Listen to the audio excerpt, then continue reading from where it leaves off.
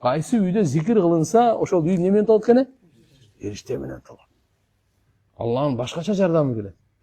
Пайгамбар саллаллаху алейхи ва саллям айткан, кабырдын азабынан зикирден өткөн куткаруучу амал жок деген. Кабыр азабынан не дедим? Зикирден өткөн куткаруучу амал.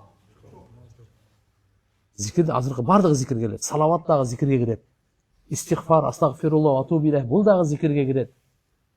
Себеп дегенде, беркилер го түшүнүктүү эле субханалла, Аллахтын атын атап атасыз. Альхамдулилля, Аллахтын атын атап атасыз. Ла илаха иллаллах, Аллахтын атын атап атасыз. Аллаху акбар деп. Ла хаула ва ла куввата илля билля деп атасыз. Салаваткач Аллахумма солли, Аллахтын атын атап атасыз. Истигфардач астагфируллах, Аллахтын атын атап атасыз.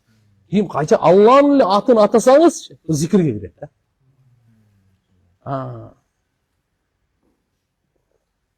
Эми ушунун бардыгы тилге байланыштуу. Неге байланыштуу экен? Тил менен зикир. Зикир эки түргө бөлүнөт.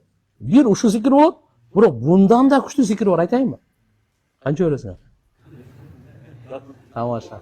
Bundan да күчтүү зикир, абзел зикир, күнөө кылайын деген учурда Аллахны эстеп таштап койгон да. Эми ушактайын деп атты эле, Аллахны эстеди, Аллах угуп атат. Кайчы.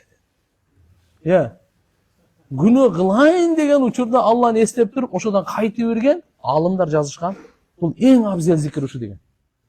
Себеп дегенде күнөөчү сизге мага күн сайын эме шайтан сунуштайт.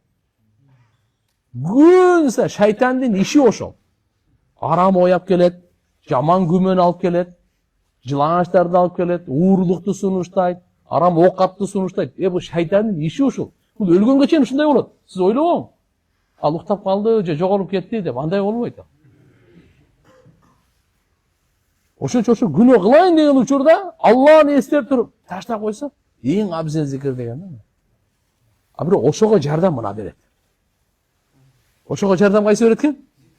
Мына болду. Ким эрте менен кечинде зикирди таштабай кылып жүрсө, ошого иншалла күч кубат, заряд түшү берет.